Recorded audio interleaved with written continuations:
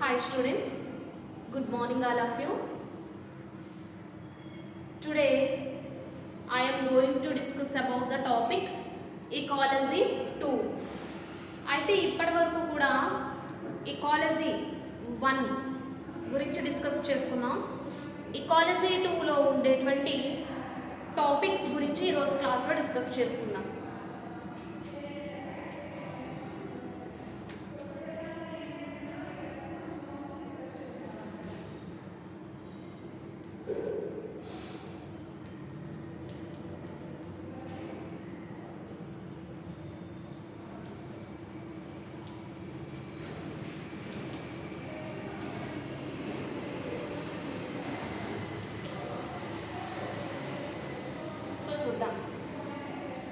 అయితే ecology 5th unit వచ్చేసి మనకి ఇకాలజీ 1, ఇకాలజీ 2గా డివైడ్ చేయడం జరిగింది.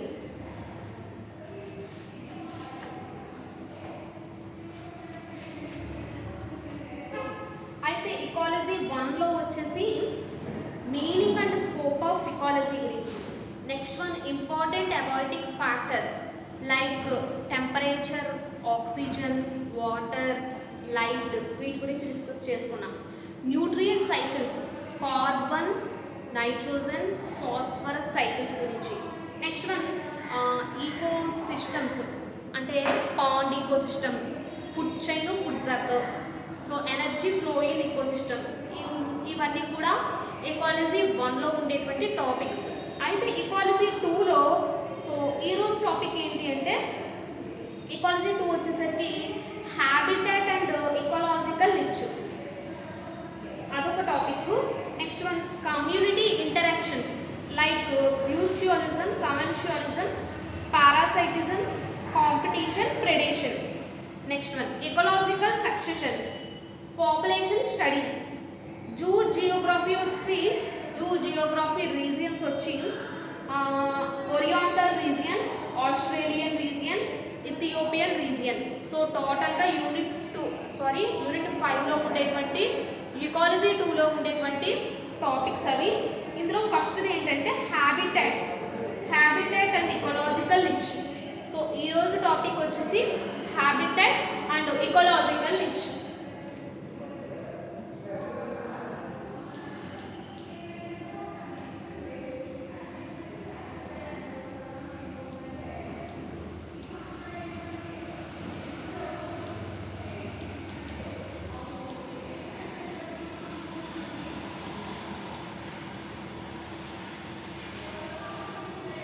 And ecological niche.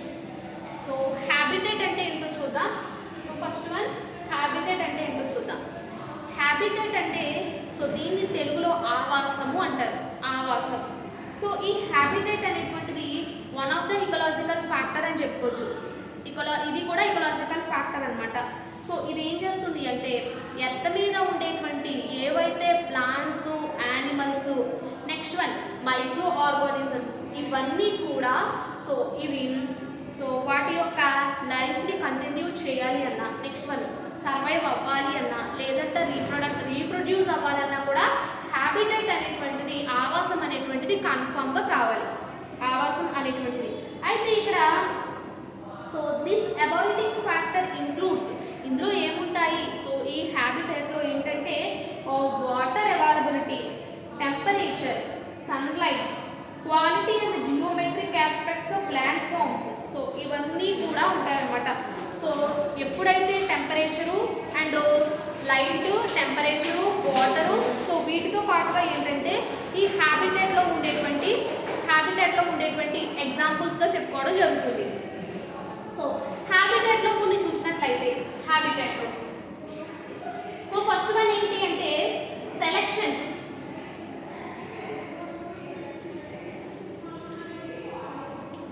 హ్యాబిటాట్లో selection, habitat అంటే ఆవాసము, అంటే ఒక రీజియన్ కాదు. ఆవాసం అంటే plants and animals, micro organisms, అవి సర్వైవ్ అవ్వడానికి ఉండేటువంటి ఒక ఇకలాజికల్ ఫ్యాక్టర్ అని చెప్పుకోవచ్చు. అయితే ఇక్కడ సెలెక్షన్, సో సెలెక్షన్ అంటే ఏంటంటే every organism by choosing A habitat. So every organism దానికి ఫేవర్గా ఉండేటువంటి ఈ హ్యాబిటాట్ని చూస్ సో చూస్ చేసుకోవడం జరుగుతుంది. నెక్స్ట్ వన్ వచ్చి అవైలబిలిటీ.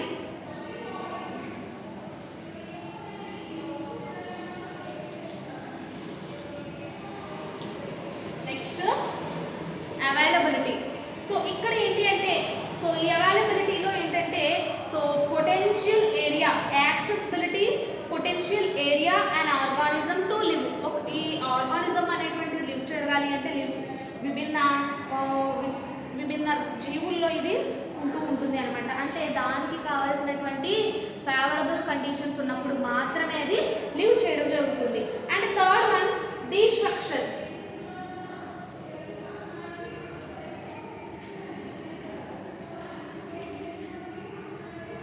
డిస్ట్రక్షన్. సో డిస్ట్రక్షన్ అంటే ఏంటంటే సో ఇక్కడ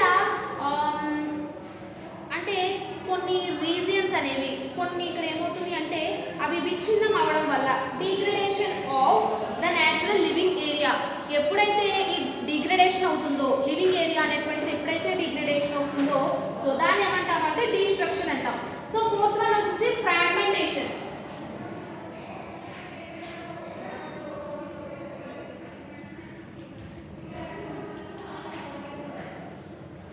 ఫోర్త్ వన్ వచ్చి ఫ్రాగ్మెంటేషన్. సో ఫ్రాగ్మెంటేషన్లో ఇక్కడ ఫ్రాగ్మెంటేషన్ అనేది మీరు అబ్జర్వ్ చేసినట్లయితే సో ఇక్కడ ఏదైతే ఆల్టర్నేషన్గా ఉండేటువంటి breaking down of habitat, A habitat అయితే బ్రేక్ అవుతుందో, ఫర్ ఎగ్జాంపుల్ వాల్కానిక్ ఎరప్షన్స్ వల్ల కానీ, అంటే భూకంపాల వల్ల కానీ, అగ్నిపర్వతాల ప్రేలుడు వల్ల కానీ, లేకపోతే ఫ్లడ్స్ వల్ల కానీ, సో వీటన్నింటి వల్ల కూడా ఆ ప్లేస్ హ్యాబిటెట్ అనేటువంటిది ఏమవుతుంది అంటే సో ముక్కలు అవ్వడం, బ్రేక్ డౌన్ ఆఫ్ హ్యాబిటెట్ అవ్వడం జరుగుతుంది. సో దీన్ని ఏమంటామంటే హ్యాబిటెట్ అంటాం. సో మళ్ళీ ఒకసారి చెప్తాను, హ్యాబిటెట్ అంటే ఆవాసము.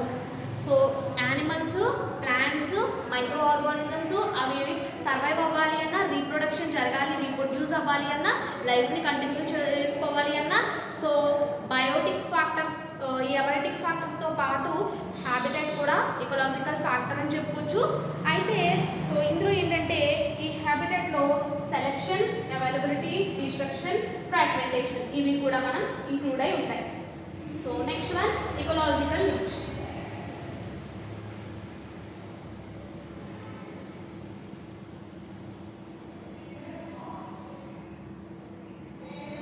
నెక్స్ట్ వచ్చేసి ecological niche. So ecological niche అనేటువంటిది, ecological niche is the role and position of a species in its environment. So ఈ పర్యావరణంలో ఏదైనా ఒక జీవి ఉన్నట్లయితే ఆ జీవి యొక్క నివాస స్థానము, స్థాయి మరియు వాటి యొక్క రోల్ అండ్ పొజిషన్, వాటి యొక్క స్థాయిని, నెక్స్ట్ మన పాత్రను వివరించినటువంటి దాన్ని ఏమంటారు అంటే ఇకలాజికల్ నిచ్ అంటారు. ఇకలాజికల్ నిచ్ అంటారు. సో అంటే ఏంటి, ఇవి రీప్రొడక్షన్ జరిగి దాని యొక్క స్పీసీస్ని పెంపొందించుకోవాలి అంటే ఇకలాజికల్ నిచ్ అనేటువంటిది డెఫినెట్గా కావాలి. అంటే ఈ విధంగా ఏంటంటే ఈ విధంగా ఎన్విరాన్మెంట్లో ఈ ప్లాంట్స్ అండ్ యానిమల్స్ ఒకదానితో ఒకటి రిలేషన్ని పెట్టుకొని సో అవి ఉండడం జరుగుతుంది. ఇందులో మళ్ళీ 2 టైప్స్ ఉన్నాయి, fundamental niche and realized niche. Ecological నిచ్లో మళ్ళీ 2 టైప్స్ ఉన్నాయి.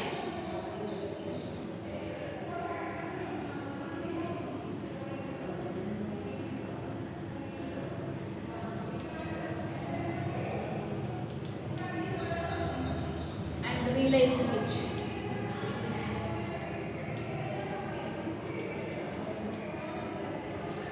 టైప్స్ ఉన్నాయి ఎకలాజికల్ నిచ్లో. సో ఫస్ట్ వన్ ఏంటి అంటే ఫండమెంటల్ నిచ్.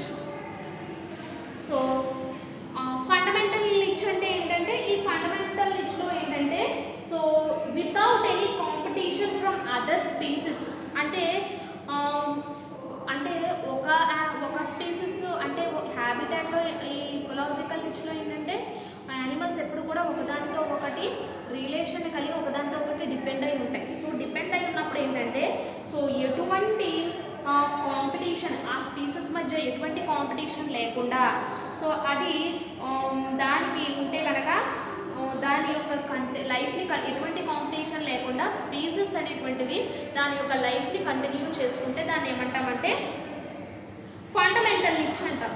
ఫండమెంటల్ నిచ్ అంటాం. Next realised niche. So realised niche అనేటువంటిది ఫండమెంటల్ నిచ్ కన్నా కూడా చాలా చిన్నదిగా ఉంటుంది. సో ఇది ఏం చేస్తుందంటే ఇందులో ఈ టైప్ ఆఫ్ నిచ్లో ఏంటంటే ఎక్కువగా ప్రెడేటర్స్ అనేవి ఉంటాయి. సో ఇందులో ఏంటంటే ఈ నిచెస్లో ఎక్కువగా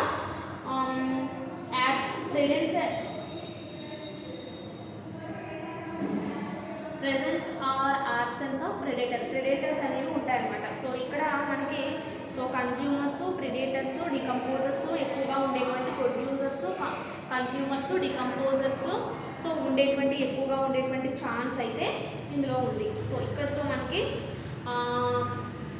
హ్యాబిటేట్ అండ్ ఎకాలజికల్ ఇచ్చేయండి. సో తర్వాత community interactions. Next one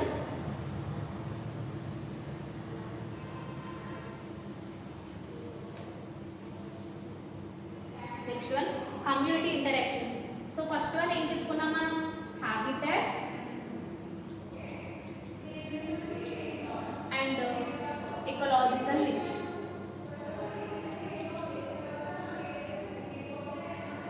first టాపిక్లో.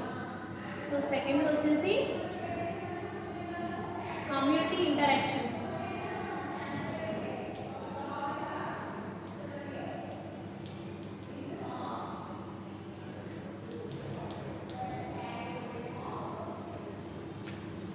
Community interactions.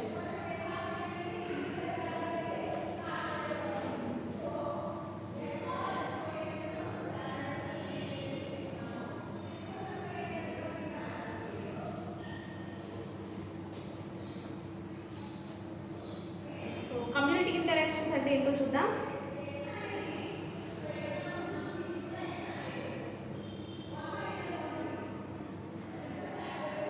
సో మీరు కమ్యూనిటీ కనుక అబ్జర్వ్ చేసినట్లయితే అసలు కమ్యూనిటీ అంటే ఏంటి మనం ఒకసారి అబ్జర్వ్ చేసినట్లయితే సో ఒక ప్లేస్ మనం ఒక హ్యాబిటేట్ని చూసుకున్నట్లయితే ఆ హ్యాబిటేట్లో అంటే ఒక ఆవాసంలో ఏంటంటే ప్లాంట్స్ అండ్ యానిమల్స్ అవన్నీ కూడా ఒకదానితో ఒకటి డిపెండ్ అయి ఉంటూ ఉంటాయన్నమాట. సో ఇవి ఏం చేస్తాయంటే వాటి యొక్క చుట్టూతా ఉండేటువంటి ఎన్విరాన్మెంట్ని కూడా ఇవి యూజ్ చేసుకుని సో ఈ ఏంటంటే ఒక ఏరియాలో ఉండేటువంటి ప్లాంట్స్ యానిమల్స్ లివ్ టుగెదర్, రెండు కూడా కలిసి ఉంటాయి.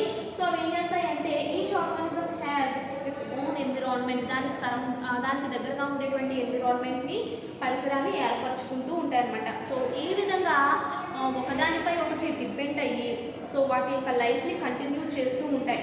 సో ఈ విధంగా ప్లాంట్స్ అండ్ యానిమల్స్ ఒకదానితో ఒకటి డిపెండ్ అయ్యి ఉండి స్పీసెస్ అనేటువంటి ఒక సముదాయంగా కమ్యూనిటీగా ఉండడం జరుగుతుంది. సో సముదాయం అంటాం కమ్యూనిటీ ఇంటరాక్షన్స్. సో ఇందులో మీరు చూసినట్లయితే కమ్యూనిటీ ఇంటరాక్షన్స్లో సో మళ్ళా కమ్యూనిటీ ఇంటరాక్షన్ కనుక మీరు అబ్జర్వ్ చేసినట్లయితే అంటే ఇక్కడ ఏమవుతుంది అంటే ఫుడ్ కొరకు కానీ లేదా వాటి యొక్క షెల్టర్ గురించి కానీ లేకపోతే షెల్టర్ వల్ల కానీ సో ఇవన్నీ కూడా ఒకదానిపై ఫుడ్ పర్పస్ మీద కానీ షెల్టర్ పర్పస్ మీద కానీ దేని పర్పస్ మీద అయినా సరే అవి ఒకదానితో ఒకటి డిపెండ్ అయి ఉంటాయన్నమాట. సో ఇక్కడ ఈ plant and animals no plant or animal can survive by itself. అవి ఓన్గా సర్వైవ్ అవ్వలేవు, ఒకదానిపై ఒకటి డిపెండ్ అయి ఉంటాయన్నమాట. So every organism directly or indirectly is dependent upon other organism for food, shelter and certain other requirements. So every organism కూడా డైరెక్ట్గా కానీ ఇండైరెక్ట్గా కానీ ప్రత్యక్షంగా కానీ పరోక్షంగా కానీ సో అది ఒకదానిపై ఒకటి డిపెండ్ అయి ఉండడం మనం అబ్జర్వ్ చేయొచ్చు. ఎందుకు డిపెండ్ అయి ఉంటాయంటే food, next one shelter, other requirements, వీటి కోసం అవి ఒకదానిపై ఒకటి డిపెండ్ అయి ఉంటాయి అనమాట. సో మళ్ళీ ఈ relationships amount species classified into ఇందులో మళ్ళీ రెండు రకాలు ఉన్నాయి. Intraspecific relationship, inter specific relationship. Community ఇంటరాక్షన్లో మళ్ళీ రెండు రకాలు ఉన్నాయి.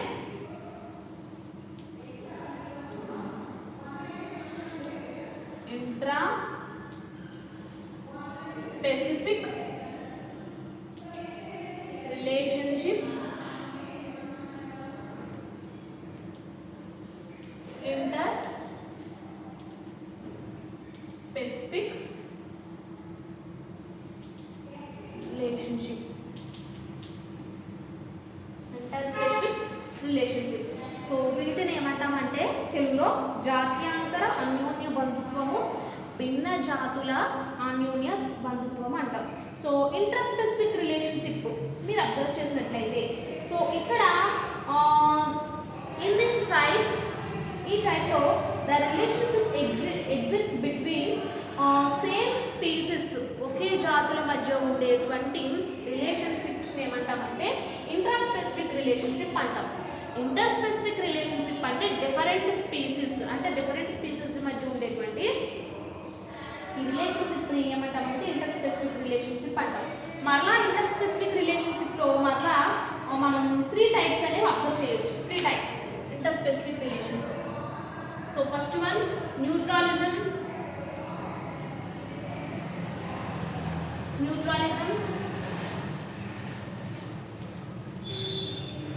Second one, symbiosis.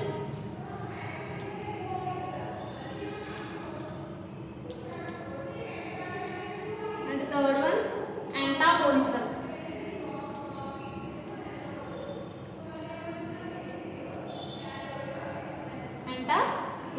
So first one ఏంటి అంటే న్యూట్రలిజం.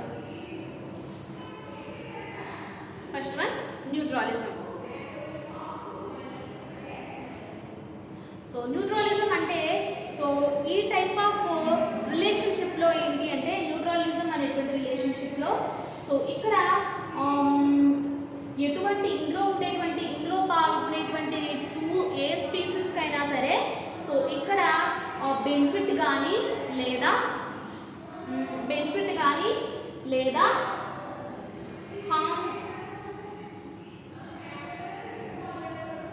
హార్మ్ఫుల్ కానీ ఏముండదు, అంటే లాభం కానీ నష్టం కానీ దేనికి ఉండదు అనమాట. సో దాన్ని ఏమంటామంటే న్యూట్రలిజం అంటాం. అంటే ఈ 2 రకాల జీవులకు కూడా ఎటువంటి హాని కానీ ఎటువంటి లాభం కానీ ఉండదు అనమాట. లాభం కానీ నష్టం కానీ ఉండదు, 2 కూడా కలిసి జీవించడం జరుగుతుంది. Next one symbiosis. సింబయోసిస్ అంటే సో ఇవి 2 నష్టపోవచ్చు లేదా 2 లాభం పొందవచ్చు. సో దాన్ని ఏమంటామంటే సింబయోసిస్ అంటాం. లేదా యాంటాగోనిజం. సో ఇక్కడ ఏమవుతుంది అంటే ఒక 2 స్పీసెస్ లివ్ చేసినప్పుడు ఏంటంటే రిలేషన్షిప్లో ఒక యానిమల్కి బెనిఫిట్గా ఉంటుంది, ఇంకొక యానిమల్ హార్మ్ఫుల్గా ఉంటుంది, అంటే నష్టపోవడం జరుగుతుంది. సో దీన్ని ఏమంటామంటే యాంటాగోనిజం అంటాం. So next one so symbiosis. Neutralism అయిపోయింది. So next one symbiosis.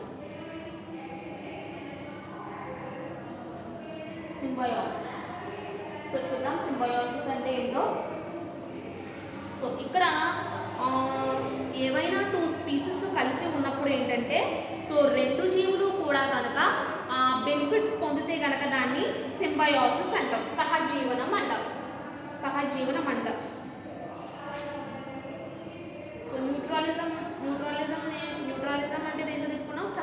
Symbiosis అంటే 2 స్పీసెస్ రిలేషన్షిప్లో ఏంటంటే 2 స్పీసెస్కి కూడా బెనిఫిట్స్ అనేవి ఉంటే కనుక సో దాన్ని ఏమంటామంటే సింబయోసిస్ అంటాం. సో చూద్దాం ఒకసారి. ఆఫ్ చేస్తున్నాను.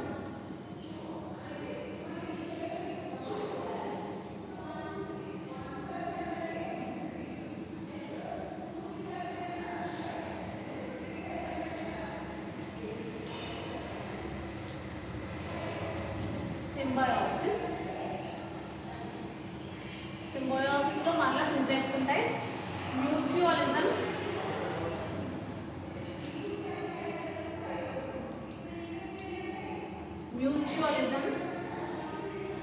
కామెన్సాలిజం.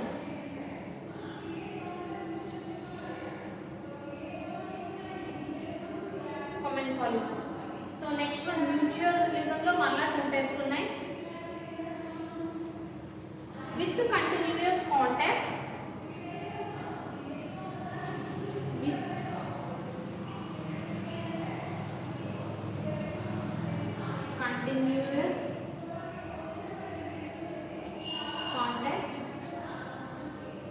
Without continuous contact.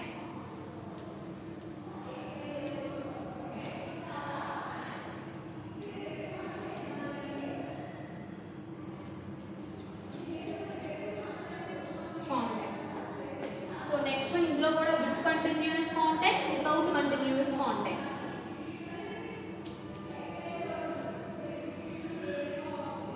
With continuous contact,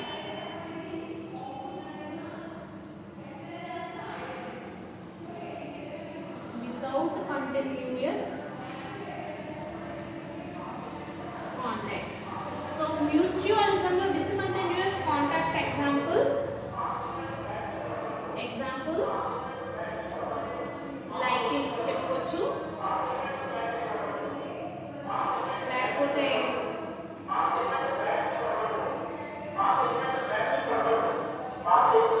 ట్రైకోనింఫా లేదా అడాన్షియా చెప్పొచ్చు. సో ఇందులో లీచెస్ చెప్పొచ్చు ఎగ్జాంపుల్గా.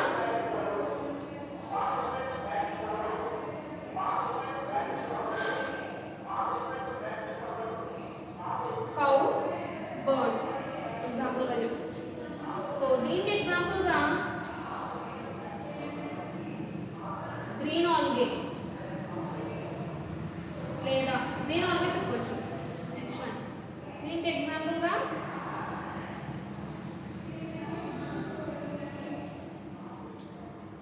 ఎకినీస్ లేదా ఫైర్ ఆస్టర్ ఎగ్జాంపుల్గా చెప్పవచ్చు.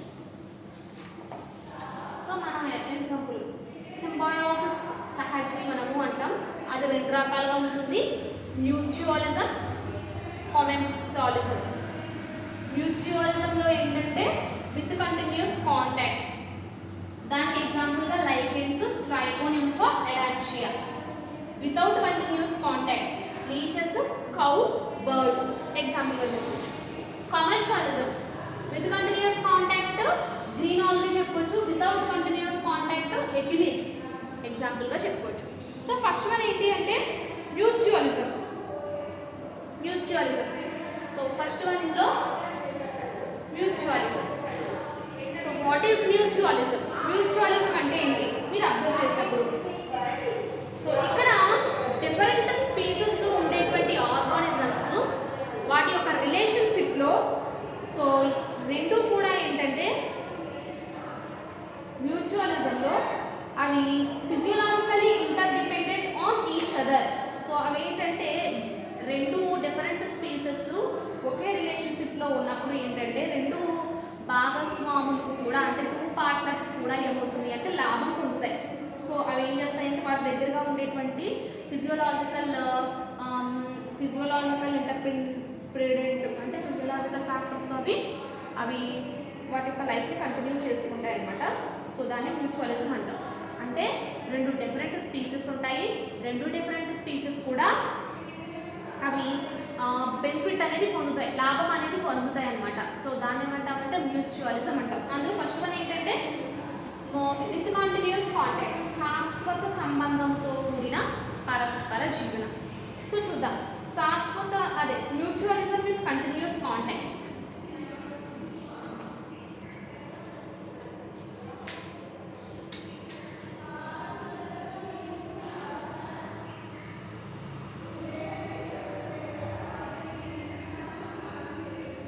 కంటిన్యూస్ కాంటాక్ట్ అంటే ఏంటో చూద్దాం.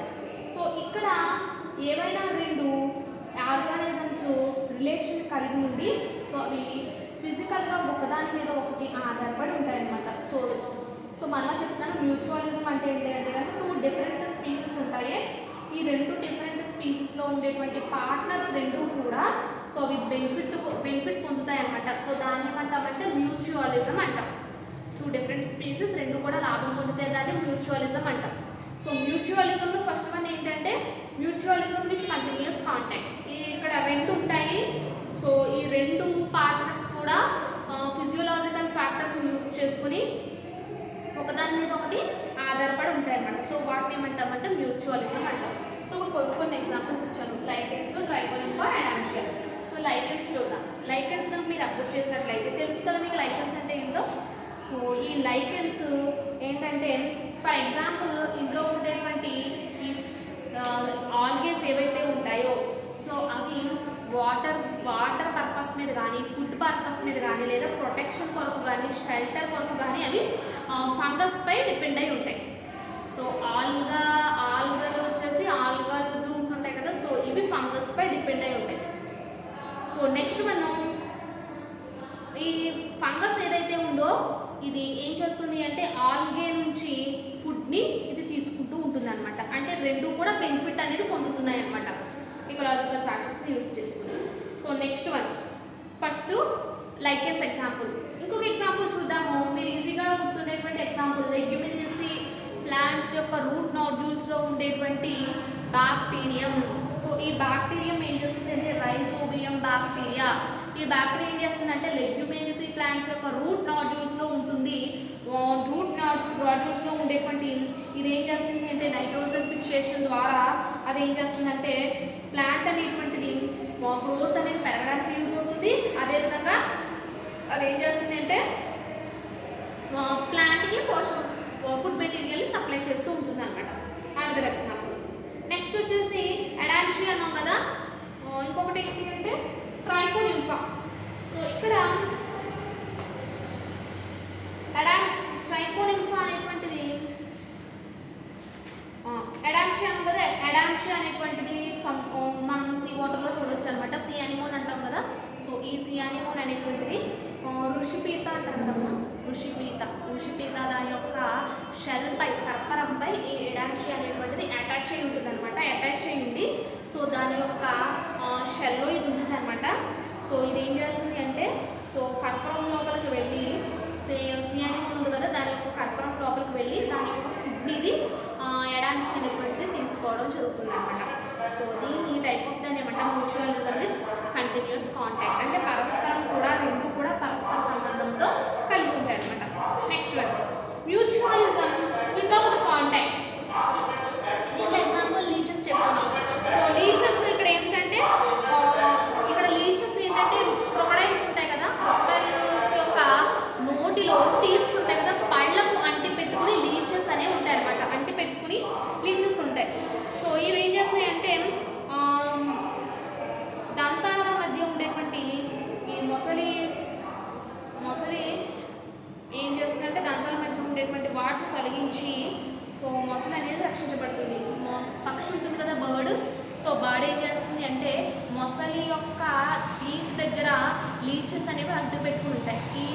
అది నోరు ఎప్పుడైతే ఇలాగా తెరుస్తుందో అప్పుడు ఈ బర్డ్ ఏం చేస్తుంది అంటే మొసలి నోటి లోపల ఉండేటువంటి లీచెస్ని ఆహారంగా తీసుకుంటూ ఉంటుంది. కాబట్టి జలగల బారి నుంచి మొసలి అనేది రక్షించబడుతుంది.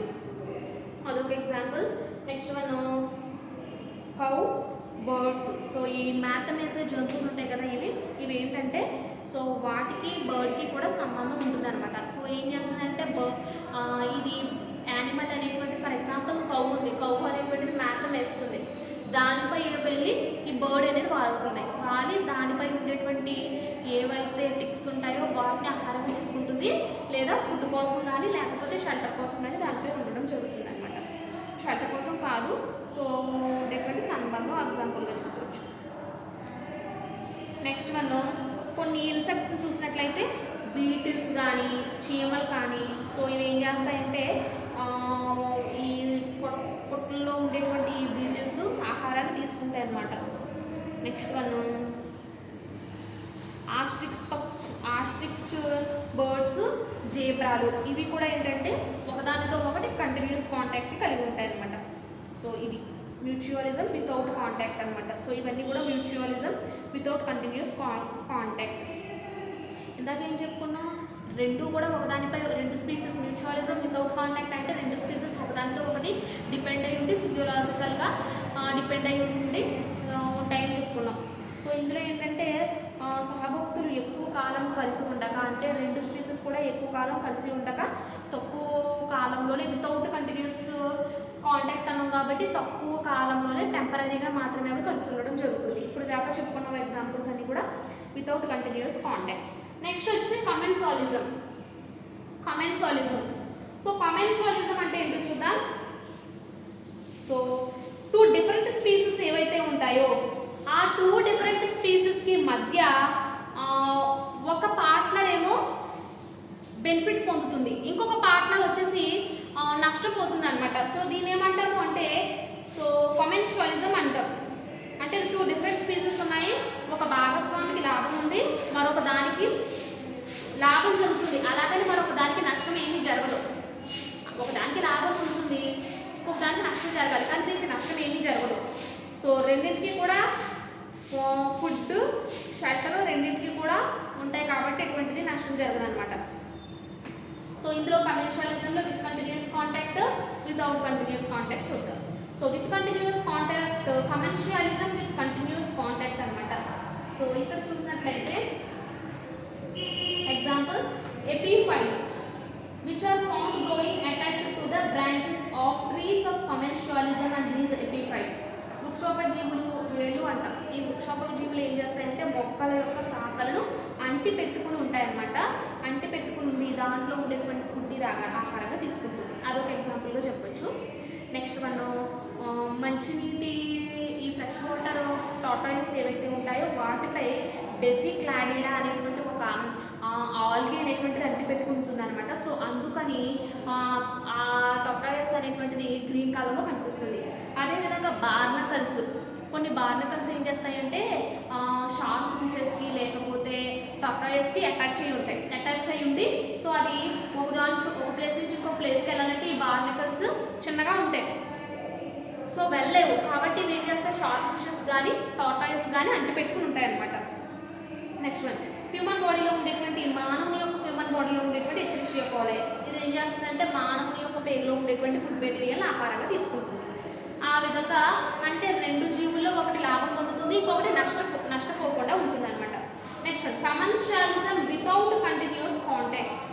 సో ఇక్కడ ఏంటంటే కొన్ని కీటాప్టెరస్ అనేటువంటివి ఏంటంటే కొన్ని బారోయింగ్ యానిమల్స్ ఉంటాయి కదా, సో వీటికి ఈ కీటాప్టెరస్ ఎప్పుడైతే బొరియలో ఉంటుందో సో ఆ బొరియలోనే పీత కూడా క్రాబ్ కూడా ఉంటుందన్నమాట. ఇలా కొన్ని ఎగ్జాంపుల్స్ ఇచ్చాడు, సో మీరు కొన్ని ఎగ్జాంపుల్స్ రాయడం సరిపోతుంది.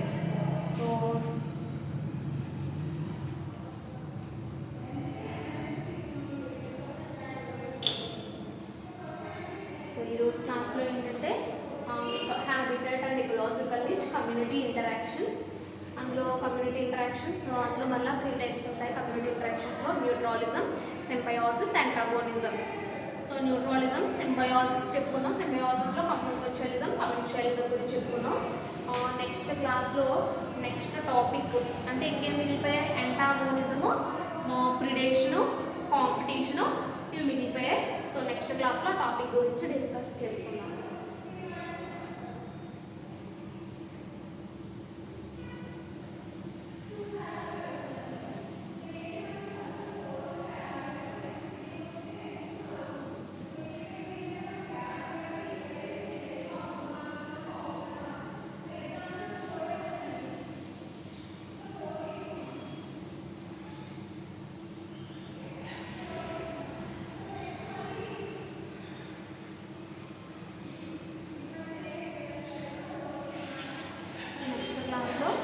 ఈరోజు ఎకాలజీ 2 స్టార్ట్ చేసుకున్నాము.